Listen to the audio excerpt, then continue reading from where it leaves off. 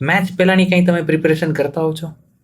Match પહેલા એવી તો કઈ પ્રિપેરેશન નથી. જ્યારે નાનો હતો ત્યારે એવું કરતો બધું કે રાતે બહુ વિચાર આવે ને એવું.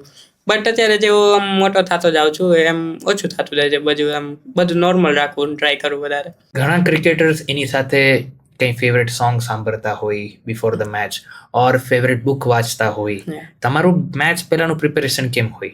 મેચ પહેલાનું પ્રિપેરેશન કરીએ તો હોટલથી જ્યારે અમે નીકળીએ ત્યારે મને સોંગ સાંભળવા બહુ ગમે ને હું જ્યારે ભાગે રેપ સોંગ જ સાંભળું કેમ કે ને મારું ફેવરિટ સોંગ છે બ્લોઈંગ અપ ક્રિષ્નાથી. ક્રિષ્નાએ બનાવેલું છે. Okay, great. એ સોંગ્સ તમને શું હેલ્પ કરતો હોય તમારા બોલિંગ રીતે ઓર તમારા માઇન્ડસેટ રીતે? બંને રીતે મને હેલ્પ કરે અને એમાં જે લિરિક્સ છે ને હું એના પર વધારે ધ્યાન દઉં ને એ મને હેલ્પ કરે કે કાંઈ નિરાશ નહીં થવાનું ને જ્યારે ડાઉનફોલ આવે પણ ત્યારે મહેનત કરતું રહેવાનું ને કીપ ઇટ ગોઈંગ એમ. આપણે અત્યારે એક સિચ્યુએશન પકડી. સપોઝ તમારી સામે અભિષેક શર્મા છે, ઓકે, ને એ અત્યારે કોન્સ્ટન્ટ 2 બોલમાં 2 સિક્સર મારે છે. એ વખતેનું તમારું માઇન્ડસેટ કમબેક કરવાનું તમે શું વિચાર કરતા હો છો? ત્યારે એ જ વિચાર કરતો હોય કે 2 છક્કા મારી લીધા છે એને તો હું હવે આઉટ કરવા જ ચાહું છું કેમ કે 2 છક્કા ખાલી મારી લીધા છે એને એમને એટલે હું આઉટ કરવા જ ચાહું. બાકી સેફ જાય તો હજી ચાન્સીસ છે કે છક્કા પડી જાય એમ. એના કરતાં આઉટ કરવાનો જ મારો માઇન્ડસેટ છે. સો હંમેશા તમે એગ્રેસિવ વધારે પ્લાન કરતા હો છો? મારી બોલિંગ સ્ટાઇલ પણ એવી છે કે હું આમ એગ્રેસિવ જ જાઉં, ડિફેન્સિવ ઓછું થાય. કયું તમારું signature style of taking wicket કે તમે આ વિકેટ લો પછી આ તમે સ્ટાઇલ ઓફ પોસ્ટ કરતા હો? એવું આમ પર્ટિક્યુલર સેલિબ્રેશન તો નથી કાંઈ બટ હું મારા 2 હાથ હવામાં રાખું એમ. એસપીએલમાં ને એમાં મેં એવું જ સેલિબ્રેશન કર્યું છે. આખી જર્નીમાં જ્યારે તમે 16 કમ્પ્લીટ કર્યું પછી તમે 19 કમ્પ્લીટ કર્યું, 23માં તમને સારું મળ્યું, કયા ટાઈમે તમને લાગ્યું કે આ જે વસ્તુ હતી ને એ મારા માટે ટર્ન પોઈન્ટ હોય, એ પછી ટુર્નામેન્ટ હોય? એવું એક ટર્નિંગ પોઈન્ટ કહીએ તો અંડર 23 ડિસ્ટ્રિક્ટ જ્યારે હું સેકન્ડ એસ વિકેટ ટેકર બન્યો એ વાળું મારું બહુ ટર્નિંગ પોઈન્ટ છે કેમ કે ત્યાંથી જ અત્યાર સુધી હું બધું રમ્યો છું. એ ડિસ્ટ્રિક્ટના લીધે જ આમ કહી શકે કે મારું આમ રાઇઝ આવ્યો છે કે એમ. લાસ્ટ યર તમે એસપીએલમાં એઝ અ ઇમર્જિંગ પ્લેયર રહ્યા, એ તમારા માટે જર્ની કેમ રહી? હા, હું જ્યારે આઈપીએલમાં એઝ અ નેટ બોલર થઈને આવ્યો અને અહીંયા જૂન જુલાઈમાં જ્યારે એસપીએલ હતું એના માટે હું બહુ કોન્ફિડન્ટ હતો કેમ કે હું આઈપીએલમાં 2 મહિના સારા પ્લેયર સાથે પ્રેક્ટિસ કરીને આવ્યો હતો અને પછી ખાલી પરફોર્મન્સ કરવાનું હતું ને એ થઈ ગયું ને 9 મેચમાં મને 10 વિકેટ મળી, 7ની ઇકોનોમી હતી અને ઇમર્જિંગ પ્લેયર ઓફ ધ ટુર્નામેન્ટનો એવોર્ડ પણ મળ્યો. બહુ સારી ટુર્નામેન્ટ રહી, એ પણ યાદગાર ટુર્નામેન્ટ હતી એક. તમે આટલા સારા પ્લેયરથી રમતા હતા એ વખતે તમારો માઇન્ડસેટમાં તમને કેમ હેલ્પ થયું તમારી ગેમને હજી બેટર કરવામાં? ઘણું બધું શીખવા મળે કેમ કે સારા પ્લેયર સાથે પ્રેક્ટિસ કરવાની હોય ત્યારે ઘણું બધું નવું શીખવા મળે. કઈ રીતની બોલિંગ કરી, કઈ રીતની બોલિંગ અહીંયા થાય એમ, જ્યારે માર ખાતા હોય બધા ત્યારે શું બોલિંગ કરાય ને એમ ઘણું બધું નવું શીખવા મળ્યું. શું તમે ચેલેન્જ લેતા હતા ઘણી વાર કે ભાઈ હું આ 3 બોલ આવી રીતે કાઢી દઉં ઓર ચોથો બોલ હું આવી રીતે નાખી, એવું કંઈ તમે માઇન્ડથી પ્રી પ્લાન કરતા હતા? હા, એવું તો મગજમાં ચાલતું જ રહેતું હોય કેમ કે 2-3 બોલ થઈ ગયા છે, બેટ્સમેન સેટ કરવાનો હોય, 2-3 બોલ ગુગલી નાખ્યા હોય, પછી એક ચાઇનામેન નાખ્યો હોય, એટલે એ બધું એક્ઝિક્યુશનમાં ધ્યાન દેતો હોય હું જ્યારે બોલિંગ કરતો હોય ત્યારે. એસઆરએચમાં તમારો ફેવરેટ ટીમમેટ કોણ? ઈશાન કિશન. ને બધાયથી વધારે મસ્તીખોર કોણ? ઈશાન કિશન, અભિષેક શર્મા અને જીશાન અંસારી. એ તને બહુ મસ્તીખોર છે. એવા કોણ પ્લેયર જે તમને બહુ જ હેલ્પ કરી અને એની સાથે તમને ગાઈડ કરતા એમની આમ કરતો હતા? ગાઈડન્સમાં કહીએ તો અભિષેક શર્માએ ઘણું બધું શીખડાવ્યું હતું કેમ કે એમને મને કીધું હતું કે હું પણ મને મારા એમ એક્સ પ્લેયર મને એવું કીધું હતું કે બુકમાં જે લખતો જા. હર્ષલ પટેલ પણ હતા, એમને પણ મને ઘણું બધું કહ્યું કેમ કે એ મને કીધું હતું કે જ્યારે બોલિંગ સરખી ન થતી હોય ત્યારે નોટ ડાઉન કરી લેવાનું, જ્યારે તું સારો ટાઈમ સારી બોલિંગ કરતો હોય ત્યારે કે તું શું કરતો હતો બોલિંગમાં એ બધું રાઇટ ડાઉન કરી નાખવાનું એક બુકમાં. ને જેડી ભાઈ તો છે એ ઘણું બધું મને શીખડાવતા હોય છે. બુકવાળી પ્રોસેસ શું હતી પ્લીઝ દર્શાવો. બુકમાં એવું હતું જ્યારે હું અભિષેક શર્મા વાત કરતો હતો એક ટાઈમે કે મારે શું કરવું જોઈએ ને એમને પછી એનો એક્સપિરિયન્સ શેર કર્યો કે હું પણ આવું કરું છું કે મારું જે સારી વસ્તુ છે એ બુકમાં લખું ઘણું. જ્યારે નવું શીખવા મળ્યું જેમ કે આજે આ રીતની બોલિંગ કઈ રીતે આવું થયું તે બધું રાઇટ ડાઉન કરવાનું એમને મને કહ્યું હતું. ને એ હેબિટ તમારી પાસે ડેલી કોન્સ્ટન્ટ છે અત્યારે? હા, જ્યારે હું નવું કંઈક શીખું ને જ્યારે એવું થયું કે આ બરોબર છે, આ વસ્તુ લખવા જેવી છે, યાદ રાખવા જેવી છે, ત્યારે હું બુકમાં નોટ ડાઉન કરી દઉં. ઘણા લોકો મેનિફેસ્ટ બી કરતા હોય, તમે ક્યારે એવી બુકમાં લખ્યું છે કે આ વિકેટ હું આટલા ટાઈમે લેવાનો છું કે આ સમય મારું આ ટાર્ગેટ છે? એવું મેનિફેસ્ટ તો મેં કર્યું હતું. આમ લાસ્ટ યર વાત છે, તો જ્યારે હું સવારે 6 વાગે જો દોડતો હોય ત્યારે હું દરરોજ એક જ એમ કરતો કે આઈપીએલની જર્સી પહેરી છે અને બહુ સારું કરું છું ને આઈપીએલનો મેચ રમું છું ને એમ. ને અત્યારે એ એમ કહે તો થઈ ગયું. હા. What is next 3 years goal? Next year goals આમ કહેવા જાવ તો એસઆરએચ માટે 100% દેવાનું છે અને ઇન્ડિયાની જર્સી પહેરવી છે. શું એ તમે બુકમાં લખ્યું છે?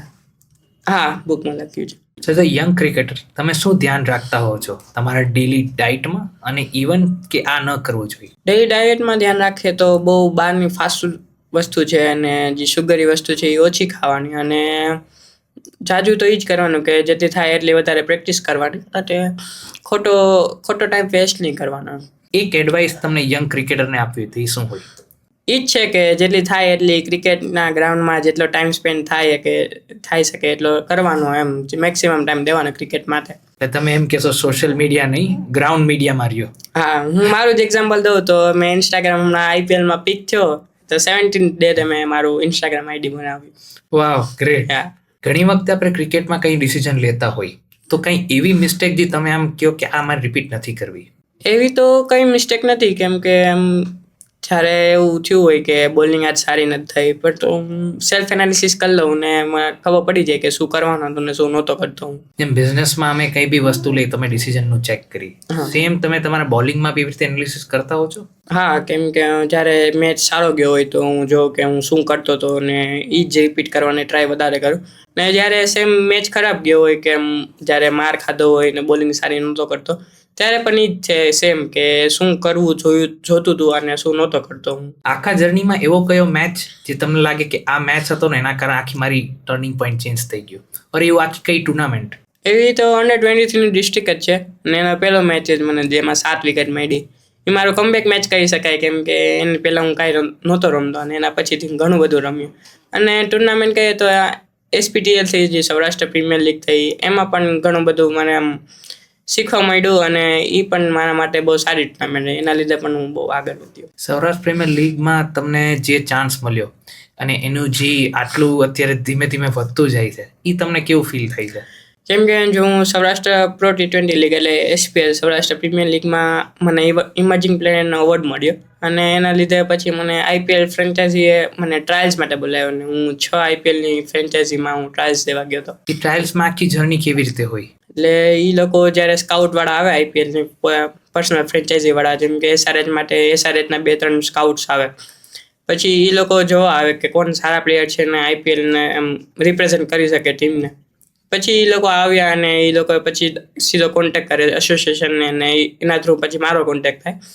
પછી એ લોકો બોલાવે ને આપણે ત્યાં ટ્રાયલ્સ દેવા જવાનું 1-2 દિવસ જેટલા દિવસ હોય. સો એ જર્નીમાં ઘણી વખત તમે તમારા જ પ્લેયર્સ મળતા હોય, હા, તો તમે કોમ્પિટિશન કેવી રીતે જોતા હો છો? કોમ્પિટિશન તો એટલી બધી ન લાગે, કેમ કે ઘણા બધા પ્લેયરે સારું કર્યું હતું. કેમ કે મારો ફ્રેન્ડ છે લકી, એ પણ ઘણી બધી ટ્રાયલ્સમાં ગયો હતો, અમે સાથે 5 ટ્રાયલ્સ તો દીધા છે, એટલે કોમ્પિટિશન ન લાગે, કેમ કે આમ ફ્રેન્ડલી કોમ્પિટિશન લાગે કે સામે આપણો ઓળખીતો હોય એટલે. શું તમે ક્રિકેટમાં જ્યારે કોમ્પિટિશન હોય તમે એમ વિચારતો કે હું મારું બેસ્ટ આપું, રેસ્ટ ભગવાન ઉપર? હા, બસ એ જ એક છે કે પોતાનું 100% દેવાનું અને સારા ઇન્ટેન્ટથી પ્રેક્ટિસ કરવાની, બાકી બધું ભગવાન ઉપર છે. અગર તમને વિરાટ કોહલીને બોલિંગ કરવાનો ચાન્સ મળે એવી કઈ તમે પ્લાનિંગ કરશો? એ જ પ્લાનિંગ કરીશ કે બહુ આમ રેન્જમાં નહીં દેવાનો અને થાય આઉટ કરવા જવાનો છે, એગ્રેસિવ માઇન્ડસેટ જવાનું છે. અગર તમારા માટે કોઈ ડ્રીમ વિકેટ હોય તો એ કોણ? વિરાટ કોહલીની જ છે અને સૂર્યકુમાર યાદવ. તમે જ્યારે ઇન્સ્ટાગ્રામ સ્ટાર્ટ કર્યું એમાં કયું વિયર્ડ મેસેજ હજી સુધી? ના, એવો તો વિયર્ડ મેસેજ કાંઈ નથી આવ્યો, કેમ કે હજી એટલી બધી મને ખબર નથી પડતી કે ઇન્સ્ટાગ્રામમાં કેમ યુઝ થાય ને એમ, એટલે બધું નવું છે મારા માટે હજી. તમે ગામ મૂકીને આવ્યા ઓલમોસ્ટ આટલા ટાઈમથી, હવે પાછો ગામ જવાનું થાય તો એવી કઈ યાદો તમારી ભેગી રહી છે? ઘણી બધી યાદો રહી છે, કેમ કે ગામડે જવું મને અને આખા ફેમિલીને બહુ ગમે છે, કેમ કે ત્યાં ઘણી બધી યાદો છે, નાનપણમાં બધું યાદ ગયું છે, એમ ચાઇલ્ડહુડ કહીએ તો, એટલે ઘણી બધી યાદો છે ત્યાં. શું ગામડાના વ્યક્તિ હજી તમને યાદ કરતા હોય? હા, ઘણી વાર જ્યારે હું IPL ઓપ્શનમાં જ્યારે પેક થયો સરહદમાં તો ત્યાં ફાયર ક્રેકર્સ ને ફટાકડા ફોડ્યા ત્યાં મારા ગામડે. હવે તમે જ્યારે પાછા જાઓ ત્યારે તમને એ કેવી રીતે જોતા હોય છે? એટલે તો એમ સક્સેસફુલ ક્રિકેટર એમ એ રીતે જોતા હોય છે કે સારો ક્રિકેટર છે. આજે ઘણા લોકો ગામડાથી એમ વિચારતા કે મારે ક્રિકેટર બનવું છે, તમે એક પ્રોપર આઇકોન થઈ ગયા છો એના માટે. તો તમે એને શું પ્રેરણા આપવા માંગશો કે આ કરજે, આ તો નહીં જ કરજે? હા, એ જ કહેવાનું છે કે જ્યાં જેટલી થાય એટલી મહેનત કરવાની અને ક્રિકેટના ગ્રાઉન્ડમાં જેટલું થાય એટલું રહેવાનું. બસ, બાકી તો મહેનત કરતું રહેવાનું ને જ્યારે મારે ટાઈમ પાસ ઓછો કરવાનો થાય જેટલો. ઓકે. શું તમને લાગે છે તમારી સંગત બી તમને હેલ્પ કરી છે આ વસ્તુ પહોંચવા માટે? હા, 100%. કેમ કે મારા જે 2-3 ફ્રેન્ડ્સ છે એ પણ બહુ ડેડિકેટેડ છે ને અમે 6 વાગ્યાના સાથે દોડતા હોય છે. ઓમ કાનાબાલ છે, નમન પંડ્યા છે, ધ્યેય છે, માનવ છે, અમે 3-4 જણા સાથે જ હોય ને અમે સાથે 6-7 કલાક સાથે જ હોય આખા દિવસમાં. ત્યારે 30 લાખ આવ્યા ત્યારે પેલું દિમાગમાં વિચાર શું આવ્યો? 30 લાખ આવ્યા ત્યારે એવું લાગ્યું કે બીજો કઈ વિચાર નતો કે પપ્પાને દઈ દેવા છે બધા એમ. પપ્પાનું ડેડિકેશનનું જ્યારે એનું ફલ મળે ત્યારે સન રીતે તમને કેવું પ્રાઉડ ફીલ થયું? બહુ સારું ફીલ થાય કેમ કે પપ્પાને તો આમ કહીએ તો આંસુ આવી ગયા હતા હું જ્યારે પીક થયો હતો ત્યારે. મી જોતા મને બહુ સારું અને પ્રાઉડ ફીલ થાય. તમારા ફાધર તમારા માટે ઘણું બધું કોમ્પ્રોમાઇઝ કર્યું છે, રાઈટ? એના બિઝનેસમાં A to Z. સો એ તમારા માટે એ જર્ની કેમ હતી? કેમ કે પપ્પાનો બિઝનેસ કહે તો અમારી શોપ હતી ને એ વેલ સેટલ હતી ગામડે અને ફાર્મ પણ હતું ત્યાં જ, એટલે બધું સેટ જ હતું. ને અમારી પહેલા જ પપ્પા અહીંયા રાજકોટ આવી ગયા હતા, બધું જોઈ લીધું પપ્પાએ કે સ્કૂલ કેવી છે. પછી પપ્પાએ પોતાનું બિઝનેસ અહીંયા સેટ કરવા ગયા, એટલે પપ્પાનો ઘણો બધો સેક્રિફાઈસ છે અને કોમ્પ્રોમાઇઝ કર્યું પપ્પાએ પણ એને મેં પાછું રિઝલ્ટ આપી દીધું. વાહ. મમ્મીનો રોલ કેવી રીતે રહેતો? જેમ કે હું કાંઈ બી જે દિવસે મારું મૂડ ઓફ હોય તો હું સીધું જઈને મમ્મીને હક કરતો. તો તમારો રોલ, તમારા મધર શું ધ્યાન રાખતા તમારા? મમ્મી સેમ મારા માટે, મારા સાથે બહુ ક્લોઝ છે ને હું બધી વાત મમ્મીને શેર કરું કે આજે આવું થયું, આજે આવું ન થયું એમ. પછી જ્યારે મૂડ ઓફ હોય ત્યારે મમ્મીને પહેલેથી જ ખબર પડી જાય, જ્યારે ઘરમાં હું એન્ટર થાવ ત્યારે કે આજે બરોબર ન થયું, મેચ ખરાબ ગયો હશે એમ. પછી એની રીતે મને સંભાળી લેતા અને એમ મને સારું જમવાનું બનાવી દે અને સારી રીતે ટ્રીટ કરે, એટલે હું સારો મૂડમાં આવી જાઉં પાછો.